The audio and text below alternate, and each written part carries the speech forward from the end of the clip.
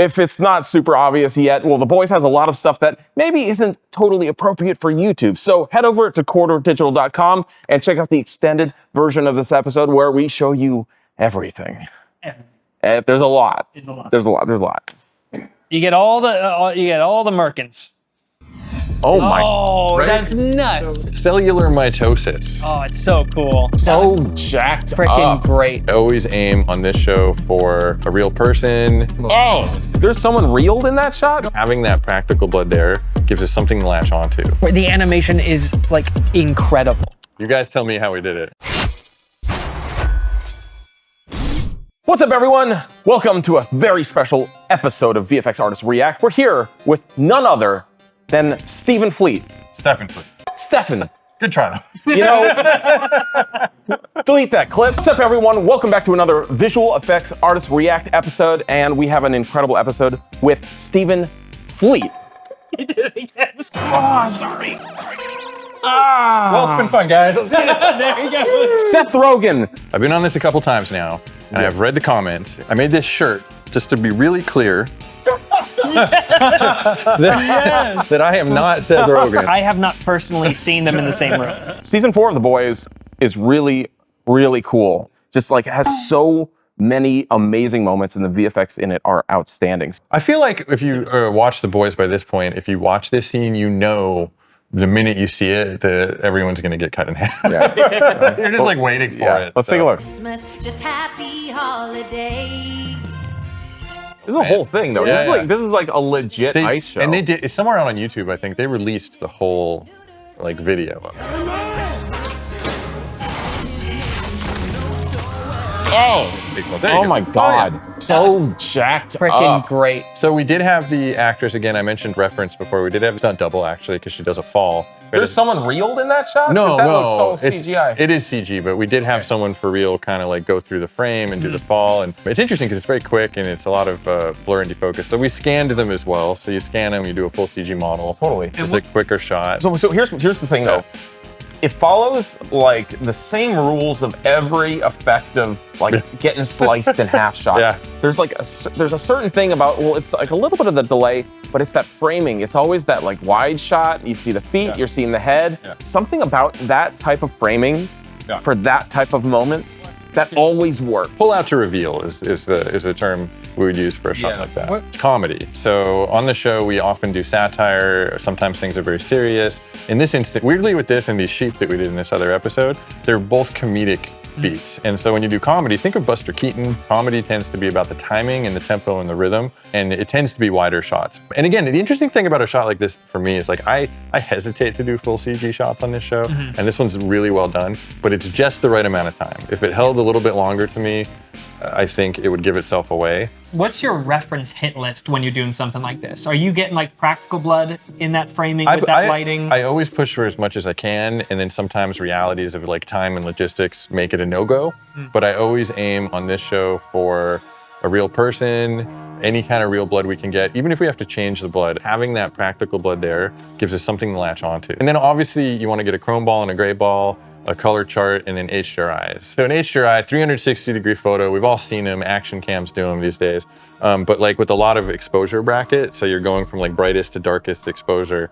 And those are used for multiple purposes, but they're one of the most valuable tools you can get. When you're taking HDRIs, there's this idea of bracketed photography, basically different exposures of the same exact environment. And you stitch all of those together so that you have an incredibly high dynamic range that you can use in your scenes for lighting. Because obviously we don't want to lose the values that are too high or too low. We want all the information for our CG objects when we're lighting them. Some 360 cameras will take bracketed photographs and give you access to that, which you can use to combine into an HDRI. That one right there. We put it on a little stand. We put an X-ray color chart down on it, so at the base of it, so that you can see a color chart. Because then we also hold a color chart to the camera, so you can match your color one-to-one.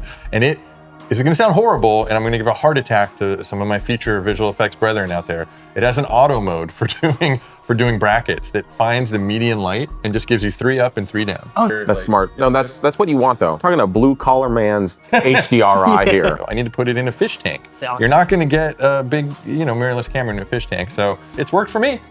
Are you saying you're putting it underwater? No, it's a dry so fish tank.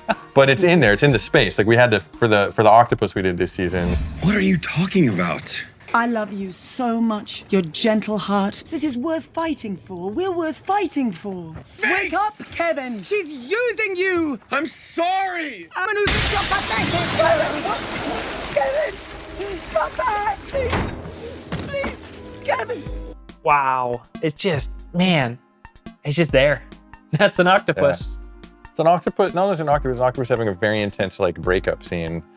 From like a rom-com or something. And also just a fun note, when we filmed it, we did not have Tilda Swinton's voice at that time. So there was this great actor they hired that was like just outside the room, and they were like yelling at each other for real. And it was like watching this serious drama between the Deep and this guy just like screaming at each other. It was really funny. It just like, it moves so well. It's the animation is like incredible. Like the moving pebbles and stuff. Yeah, oh my God. The suction of the pads against the glass. Great team at NPC Toronto. Again, Craig Calvert was the VFX soup that spearheaded a vast majority of this work for this season. We had designed the octopus with them. One of the things Eric Kripke was very insistent about was that we don't ever over animate or anthropomorphize the octopus. So you don't want it to have like cartoony movements that an octopus wouldn't do. Animation is very intentionally not over the top here. And that is a big thing Eric guided us to do. And I think they just nailed it. So the challenge then is, how do you tell the story of this octopus leaning in and coming out and like, you know, caring about him and having emotion when it has to move kind of like a regular octopus. And in fact, at one point, we even did a thing that octopuses really do. They can like spike their head and change their color.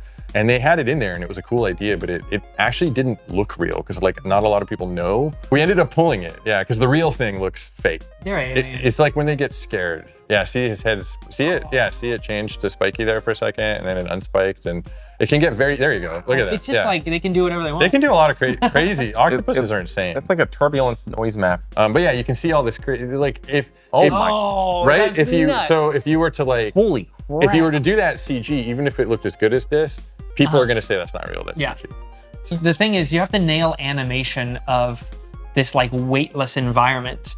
And then the tank breaks, and you have to nail animation rooted in gravity. And all of so it, many challenges. The water, the pebbles, it's all CG. We did have a little bit of a pebble base, but we put another bed of pebbles on top of that so that when she moves, she can displace them. But this is where I was talking about those HDRIs. I had to fit a camera in that tank, in this small room. We had a special water thing built into the back of the room, and on a trigger, the special effects guys were able to really dump them with water. Oh, cool. Yeah, and then we added some CG water to blend it on top of that, and we added the tank is CG when it hits it, obviously. Right, because you want all that contact of liquid on his arms and stuff. But yeah, so no, I don't know, big fan of the octopus work. It's funny because the octopus deaths in this show hit me harder than any of the other deaths. Yeah, you know, I won a PETA award for season 3 for him eating the octopus Timothy. That was a rough one. Yeah, and it's because we showed that you can do creature work like this without ever needing an actual creature. Wow, that's cool. Yeah, so I don't know where the politics lie. I'm just saying I'm a PETA award winner, not VS award, not an Emmy award, but I got a PETA award, so thank you very much. When I first read the scripts and I knew I had to do octopuses back in the day, I was terrified because I'm like, that's really hard to pull off. And it ended up being one of my favorite things to work on because it is just so rewarding. The interesting thing about this job for me is I get to research like everything, like the weirdest shit in life. So all joking aside, the PETA award was really cool because I didn't think about it at the time. And I'm not gonna get political, but like being able to achieve what we can achieve in visual effects without harming animals. You never want to harm animals when you film. It's like really an important thing. I've worked in this industry for a long time. It's like something we all take very seriously. It's kind of cool that, you know, we pulled off this full CG thing and people really liked it. What a great sim. In fact, I love Sims so much, I had to make a whole shirt about them. Smoke, fire, water, particles, the foundational elements of VFX. The shirt is limited and on sale through November 11th. Snag yours today at corridordigital.store. This is the nerdiest shirt we could conceive of, which is why we're selling it to you. We have to do better for them.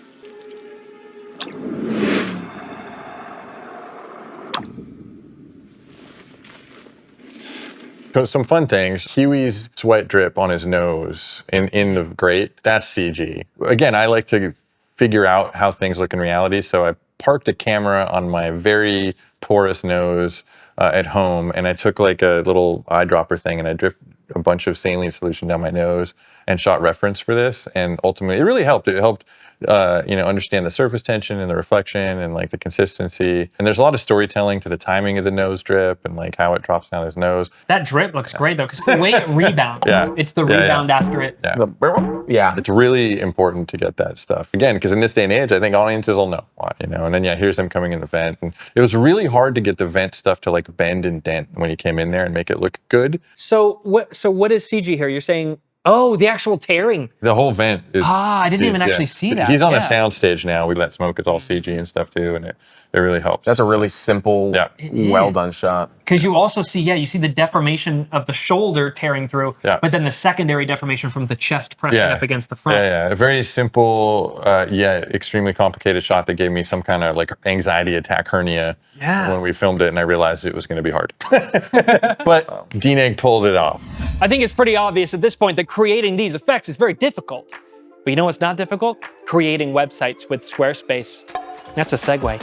So in case you've been living under a rock, Squarespace is the all-in-one website platform for entrepreneurs to stand out and succeed online. Whether you're just starting out or managing a growing brand, Squarespace makes it easy to create beautiful websites, engage with your audience, and sell anything legal.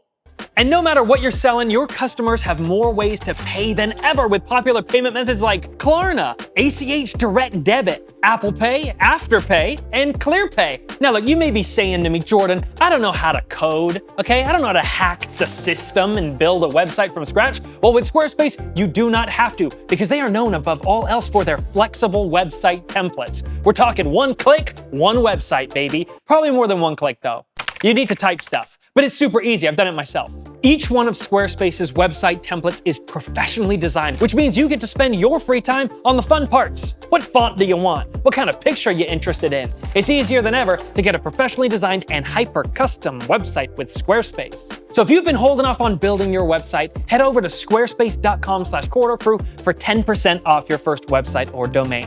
It's just that easy. Now, let's take one final breath together before we get into some really messed up stuff.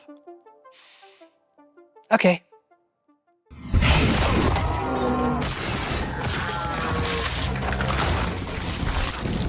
Run! Oh, shoot.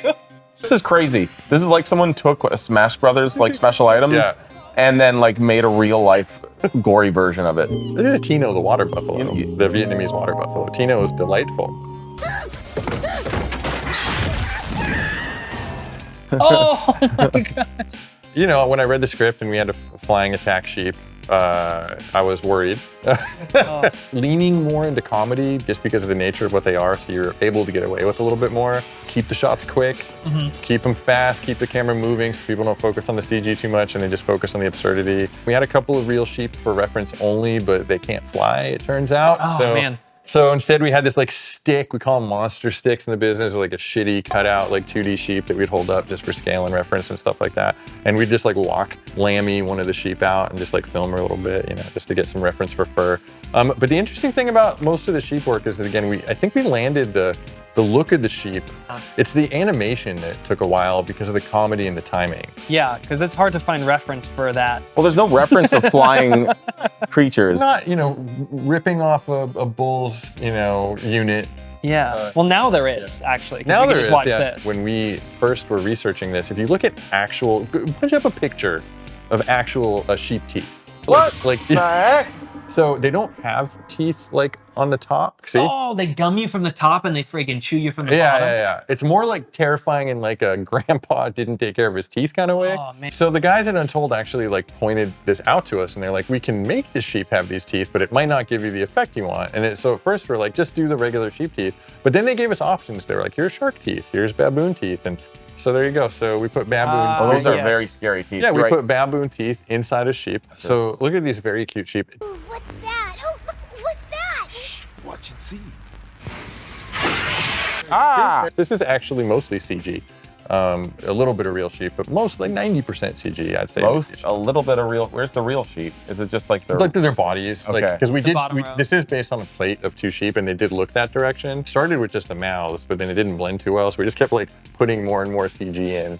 If she did that to me and they had only gums on top, I think I'd be just as scared. Right, They're yeah. gonna gum me to death. It's just get the whole squished. eating thing is this tough, but look how cute they are. And you get this whole sequence outside where they're dropping like flies because they've got this virus. And nighttime's a lot more forgiving, right? So we're doing all these fun shots, these swipe eyes shaking the camera. And the animation was the hardest part of this. The animator was great, but it was, it's just the timing. Like, and editorially too, we had to keep changing frames. We'd get their shots, we'd have to re-edit the edit because like, you'd be amazed at how specifically you have to time like the barf, the stop, the fall. It's all like, it's shtick, you know? So that was one of my favorite That's shots. great. That's great. Ragdoll sheet. I felt good. Like we pulled it off. Like when I read the script, I was like, this is that moment where I'm gonna fail. But we didn't. We did a great job.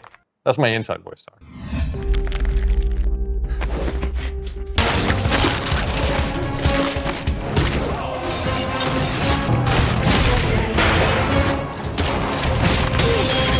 I got a tip off early on from Eric that we are going to do this, so I had some lead time to research this. ILM did a great job on these. I looked up carcinoma, which is depressing. So like, you don't have to punch up pictures of carcinoma. Oh, It's God. skin cancer. We can skip that one, but you get all these different types of carcinoma with different kind of gross textures. But then the problem I had is it was very flat. Oh like wait, hold very- on. Oh, Oh yeah.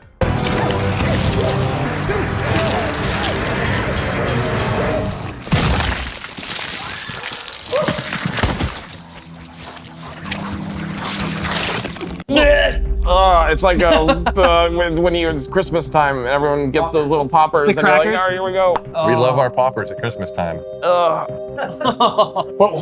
the tentacles look really, really gross. They're like grayish, bluish. So Like they look like umbilical cords. yeah, so let me tell you the story of these tentacles. Like so it's so gross. you start with cancer, skin cancer, pretty gross to begin with. That might be the worst part about being a visual effects artist, is having to look at that stuff. It's interesting. I don't want to say I'm numb to it, but I've gained an appreciation, almost like doctors have to, right? Like you look at things from a different lens, like an analytical lens. In this case, I went to a specialty meat market north of North Hollywood. House specialty. What's on the menu there? Like, are we talking about like password? Yeah, I bought brains and tripe, pig livers, and all kinds of crazy things. And I went home, and I like to do photography too. I made these like meat tubes and stuff, and I just did like a photo shoot of meat tubes, and I handed those off to ILM.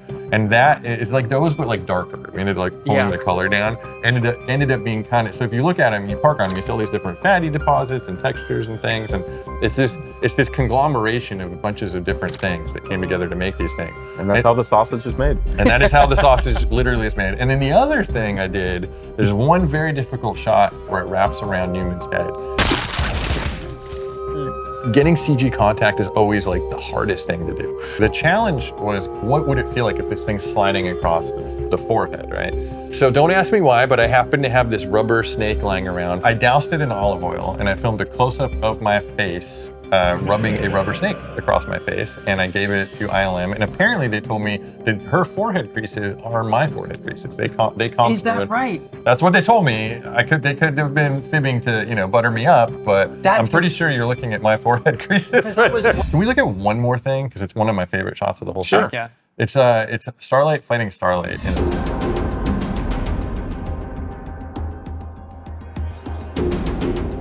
Not this shot. This is cool. There's 2 of them here. What? Same person. Whoa. But it's the shot where they're gonna start punching each other right here. It's choreography. Yeah, how did we pull off this Oh, shot? Yeah. wait a minute. Moving camera, Yeah. handheld aesthetic. You guys tell me how we did it. How do Play you it- play it do- again. Yeah, run it back. Play it again. It's good. You got all the goodies It's in there. very good. This is my favorite shot. Okay, so we have 2 characters. So like before we even talk about how you pull this off, goals. What are the goals? You want 2 identical actresses in the shot. Yeah. They're gonna punch, but then if you want the fight to sell, you want to sell impact. But it's just even from a believability standpoint. you If need you have them to 2 contact. characters fighting that close to the camera with punches and stuff, it's like, how are you gonna like? They have to connect. You can't. Yeah. Yeah, like you can only cheat the angle so much for one character, but for the other, it's like, well, eventually they're gonna have to kind of get hit. It reminds me a little bit of like maybe how they did the new Roadhouse. Yes, that's what I was thinking. The stunt coordinator came up with this process. So first, you film your actors doing the move, just kind of in slow motion.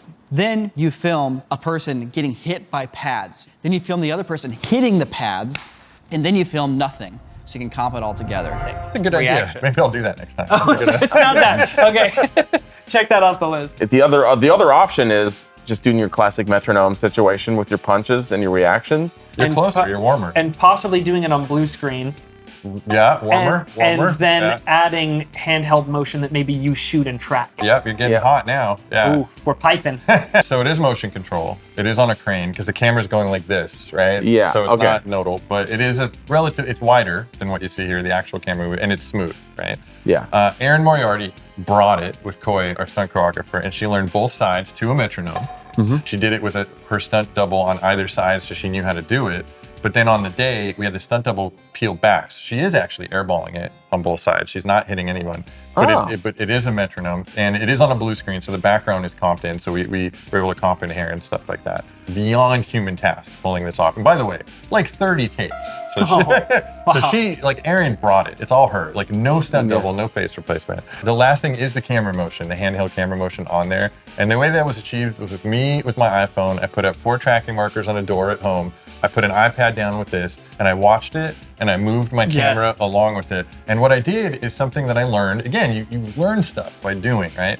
Our camera operators, Adam and Liam on this show, and do this thing when they're ever doing like a stunt or a fight sequence where they'd kind of like swing the camera with the direction of a punch. And I asked them once, I'm like, why do you do that? And they're like, well, it helps make it feel like it lands. That idea, and I translated it to visual effects, and I did what I thought would be their moves in post, essentially. And that I thought really helped. So if you actually watch it, the camera moves kind of like jerk with the punches, right? Yeah. So I've done that. I've done Yeah. that. And I've thought about that a little bit. In fact, even in the sheep sequence, there's a shot where a sheep comes towards camera, and the camera goes boom. Yeah. Like when it comes close, I'm like, 100%. oh, whoa. It's just a flying sheep. Like theoretically, the camera is like, unless this cameraman's going and screaming, you know, like as the sheep is about to hit them, you're just having like the shockwave. Yeah. It's also kind of like a sound effects thing too. Where, Yeah.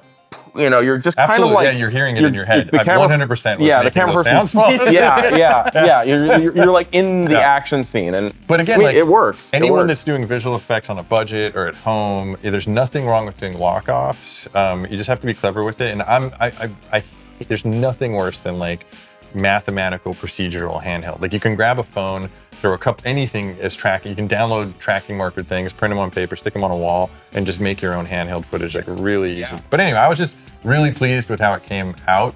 And the interesting thing about this shot is there are different valid ways to accomplish something like this. And you know, this is just one way. And you're seeing perspective shift in the hallway too. It's a moving plate of the background as well. It's one of the passes of the motion control. It's not CG at all. The reason we used blue screen was because we knew there'd be overlap, and I was concerned with the overlap of her hair. Yeah. So you shot your background plates, you threw it blue with the same lighting, so it matches perfectly in the comp, and then did your passes. Correct. Yeah, it gets your lighting baked in and everything. So anytime you're going to do something complicated like this, you want to rehearse it and get all the technical kinks out. Yeah. And there's one more shot in this fight sequence too, where she's got her in a headlock. Yeah, there's just some headlock stuff, which is face replacement. You skipped a little bit more ahead. Ooh. Oh, is that coming? So you've been holding off all season. No face replacement. No face replacement. We do. And then we do it. And you do it, but it was hard. yeah. Look at this, Here you Sam. go. Yeah. Okay. My mind. You're getting that, which is nice contact, and she's moving with her. It's roll real tight, and then you got the Oh, a pan the up. tilt. Yep. Yeah. And then you've got the release. Let her go, and we op with it. Very good. That's tastefully done. That's tastefully done. Yeah. So I would say the character on the ground is the one getting replaced because you have a real clean line of the arm that helps separate that head from the rest of the body. So I have just naturally instinct is like that's the one we're gonna comp in. Yeah, that is true for the first 2 shots. The last shot is actually reversed. But we ended up having. Oh, that's crazy good though. The last shot's super good. In fact, you tricked me because I thought I looked at the last shot and I was like, You are correct. It's still the bottom though. You are correct though. And the original intent when I went into it and we designed these shots was to use the headlock as the natural cut point, which is what we're doing. Well, because it's also like One of the biggest challenges I've found with effects specifically is it's really one of the deepest, most technical, most mathematical wings of our industry. There's the math brain and there's the creative brain, and it's one of the places where the two really have to come together to work well. And if it's too mathematical, it's not going to work. You know, it's going to feel mathematical. But if you're too creative, you might not know how to pull something like this off. So to be someone that can pull something like this off is a very, very talented person or people. Yeah. Well, Stephan. Thanks for joining us. Thanks for having me. You guys have been the best since I was here for, I think, season 2. And I will selfishly plug the Liquid Death commercial that I directed with the Deep. The Boys happens to be one of the shows with the most density of visual effects of anything else, and we're gonna really get into this deep. If you wanna check it out, go to corridordigital.com to check out the extended version of this episode.